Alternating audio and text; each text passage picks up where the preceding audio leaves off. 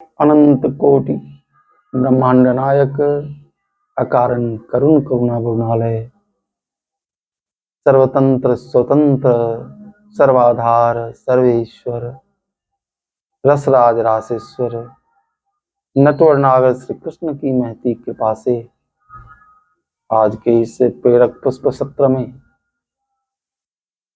हम लोग एक मनोहर प्रेरक प्रसंग सुनने जा रहे हैं, जो प्रेरक प्रसंग बतलाता है कि सफलता का राज निश्चित उद्देश्य है। एक बार एक बालक धन की तलाश में भ्रमण कर रहा था। उसकी भेंट एक धनवान से हुई। उसने धनवान के ऐशो आराम को देखा, उसके विलासितापूर्ण जीवन को देखा, उसकी कर्मठता को देखा। निश्चय किया कि मैं धनवान बनूंगा। उसने उद्यम करना प्रारंभ किया, कुछ धन भी कमाया, लेकिन इसी बीच उसकी भेंट एक विद्वान से हो गई। विद्वान की जय जयकार हो रही थी, लोग उसका जयकारा लगा रहे थे। वह विद्वान के चरणों में पहुंचा, उनसे पूछा कि आपकी जो जय जय हो रही है इसका क्या कारण है। विद्वान ने बताया, देखो, धनवान अपने नगर में सम्मान पाता है, राजा अपने राज्य में सम्मान पाता है, लेकिन एक विद्वान का सम्मान सर्वत्र होता है। उसने निश्चय किया कि मैं विद्वान बनूंगा और विद्वान बनने के लिए प्रयास करने लगा। उसे अक्षर ज्ञान भी नहीं था। सर्वप्रथम उसने अक्षर सीखना प्रारंभ किया। जो अक्षर ज्ञान पूरा हुआ, इसी बीच उसकी भेंट एक संगीतज्ञ से हो गई। संगीत विद्या में प्रवीण उस व्यक्ति से भेंट होने के बाद उसे लगने लगा कि संगीत ही वास्तविकता में सच्चा मनोरंजन दे सकता है, सच्ची सिद्धि प्रसिद्धि दे सकता है, सब कुछ इससे प्राप्त हो सकता है। उसने संगीतज्ञ से पूछा, उसने बताया, हाँ सही है, मेरी सिद्धि प्रसिद्धि भी है, मेरे पास धन भी है, संगीतज्ञ बनो। उसने संगीतज्ञ बनना निश्चय किया। सारे गामा पा अभी ठीक से सीख भी नहीं पाया था। इसी बीच उसने एक पहलवान को देखा। वह कुश्ती लड़ रहा था और इस तरह उसकी विजय हो रही थी। उसने अपना डंका पूरे दुनिया में बजाया। उसने निश्चय किया, मैं पहलवान बनूंगा। उसने गाय खरीदा, गाय चराना शुरू किया, दूध पिया, लेकिन उसे लगा कि नहीं, पहलवान बनने से बात नहीं बनेगी।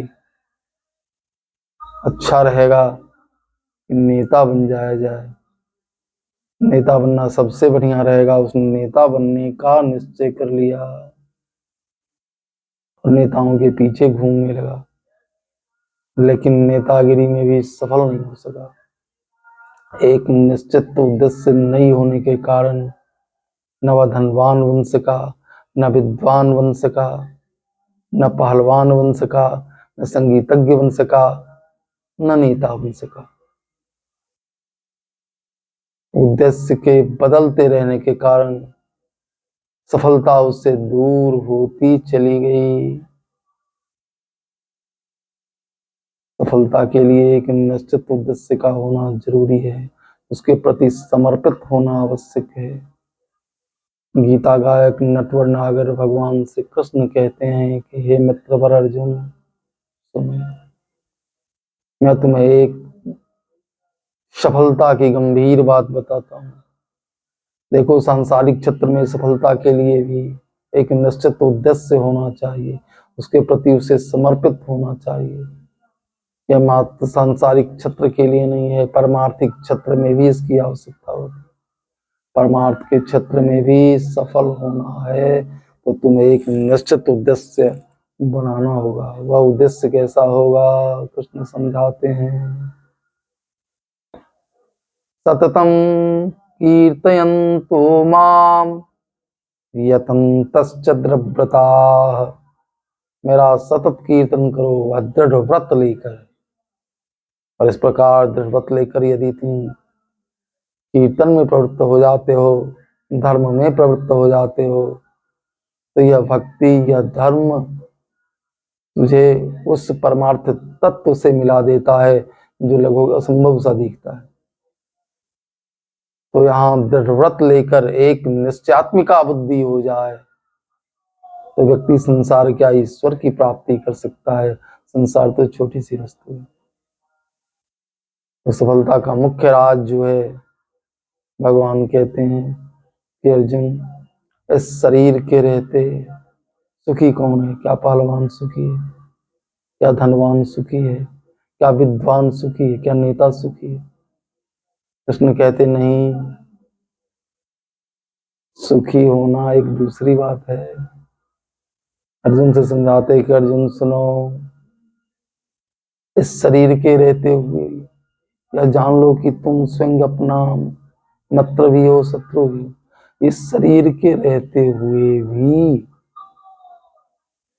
जो काम और क्रोध के वेग को जितना सहन कर लेता है वह उतना सुखी है। शक्नोति हैव यह सोढुम् प्राक् शरीर विमोचनात् काम क्रोधोद भवम वेगम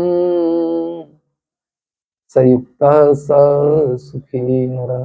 जो काम और क्रोध के वेग को सहन कर लेता है वास्तविकता में वही सुखी है। लेकिन वह भी निश्चयात्मिका बुद्धि के साथ ईश्वर का आश्रय लेकर जब वह प्रयास करेगा, इसके बाद ही उसे सफलता मिल सकती है। इस तरह चाहे परमार्थ का छत्र हो, चाहे स्वार्थ का छत्र हो, चाहे सांसारिक छत्र हो, सफलता के लिए निश्चित उद्देश्य का होना परम आवश्यक है। सीताराम।